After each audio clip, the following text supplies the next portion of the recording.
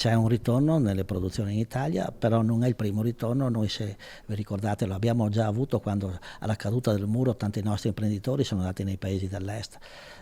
Qualcuno ci ha rimesso le ossa, no? E ha riportato le produzioni in Italia. Adesso un'ulteriore riconferma che bisogna mantenere nel proprio paese alcune produzioni strategiche, perché purtroppo non puoi fare affidamento su questi paesi.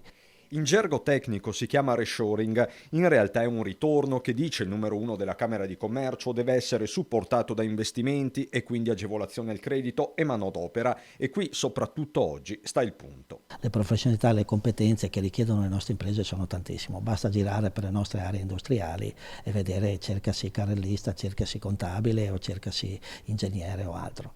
E questo bisogna effettivamente affrontarlo in maniera seria. Bisogna pensare di riaprire i flussi migratori mirati, magari preparare in quei paesi delle professionalità, perché quando arrivano qui siano già pronti, anziché che prendano i barconi, aprire magari delle scuole. Insomma, bisogna presentare un progetto così.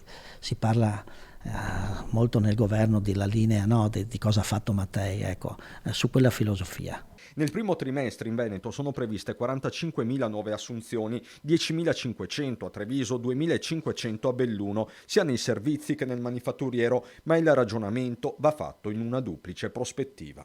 C'è la stagione estiva sia in montagna che al mare, e lì sono già preoccupati i nostri imprenditori, li ho visti proprio in questi giorni alla BIT, che insomma le prenotazioni ci sono e quest'anno supereremo probabilmente proprio i flussi del 2019.